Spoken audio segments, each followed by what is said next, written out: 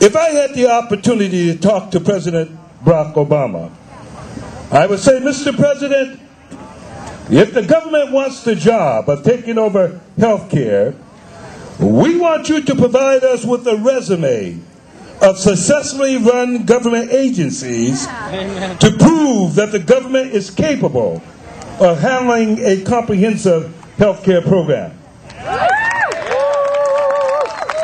Mr. President, as you contemplate and prepare your resume of successfully run government agencies, I'd advise you not to include the United States Post Office. Recent reports indicate that this government agency will lose from $6 to $12 billion this year as they continue to borrow money from the federal financing bank just to stay in business. And in addition to consistent loss of revenue, this government agency has earned a stellar reputation of not workplace efficiency, but workplace homicides. Mr. President, in putting together the government's impressive resume of accomplishments, I recommend that you not include both Medicare and Medicaid. In addition to a multitude of complaints regarding processing claims and poor quality of services, millions of people who may qualify for Medicaid have no idea how to access their benefits. And while Medicare faces some of the same types of problems, this agency is in financial trouble with an estimated $36 trillion in unfunded liabilities. And no one has the faintest idea where the government is going to get $36 trillion to cover these costs. In addition to excluding Medicare and Medicaid, Mr. President, I think that you should not include the Veterans Administration as part of the government's resume.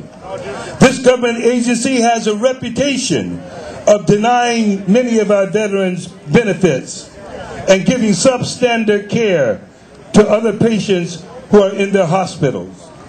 Some veterans have had to hire attorneys and had to wait several years just to get the benefits that they're entitled to for serving in our country. Mr. President, the Veterans Administration is not only the government agency that make well-deserving people, citizens, wait for their benefits.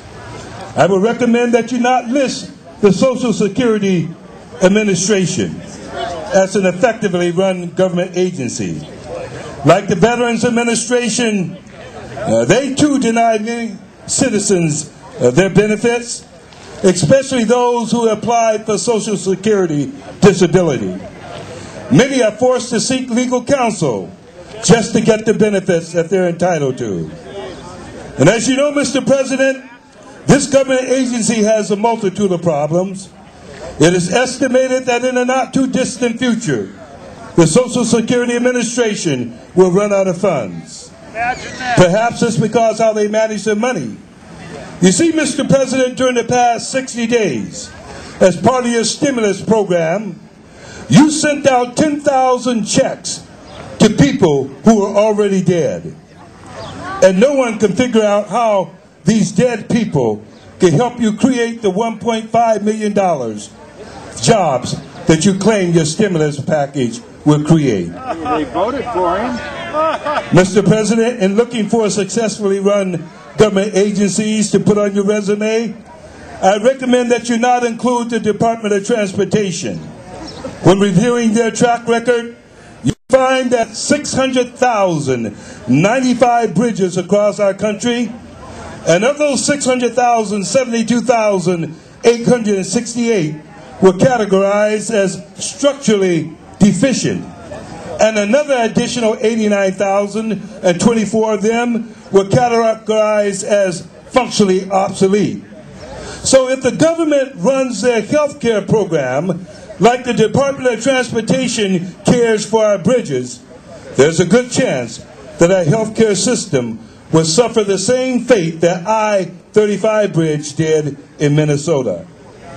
Mr. President, you should also be aware of the fact that reports indicate that of all the bridges in America, the least safest bridges are located in your backyard. 63% of Washington, D.C.'s 245 bridges are considered or classified as structurally deficient or functionally obsolete. Mr. President, if I were you, I would not include HUD, Fannie Mae, or Freddie Mac on your resume. Every report indicates that these agencies were the ones behind the subprime lending fiasco and created the current mortgage crisis. Because of their funding practices, millions of Americans are facing foreclosure. I don't think you want these agencies on your resume. And whatever you do, Mr. President, please don't include the Department of Defense. This agency is known for their cost overruns and fraud in contract awards.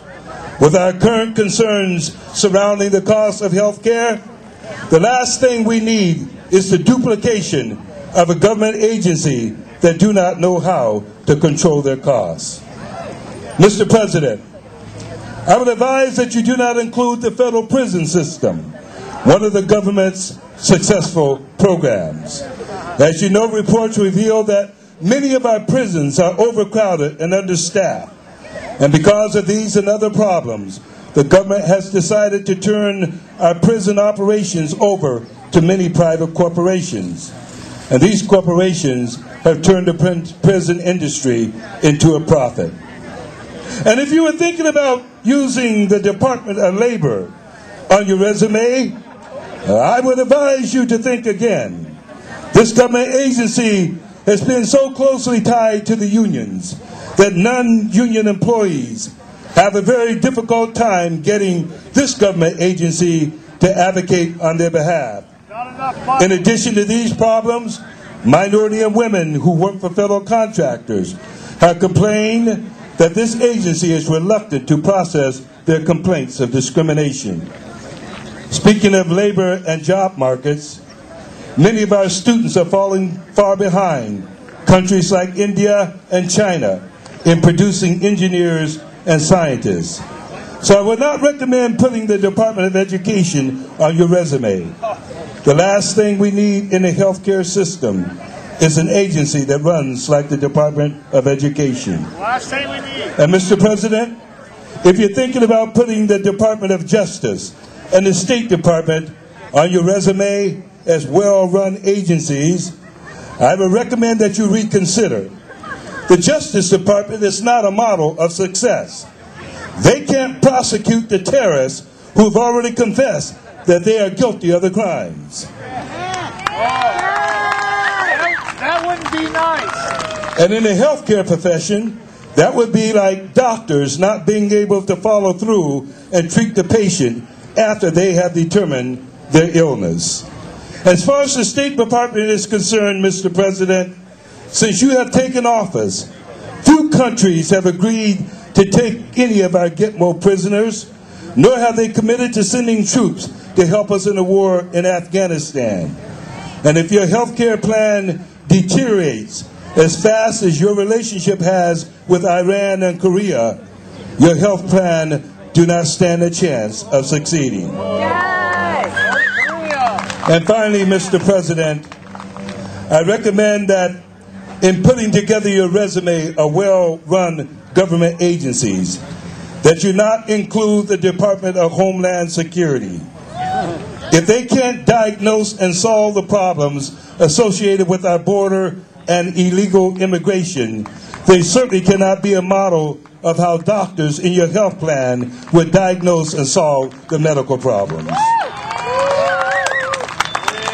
In summary, Mr. President, if you can't manage the government agencies that you're currently responsible for, how do you expect us to believe that you can handle an additional $1 trillion government program? Besides, many of us are wondering how a cigarette-sucking, tobacco-addicted president who cannot deal with his own health care issues can help us deal with ours. God bless you.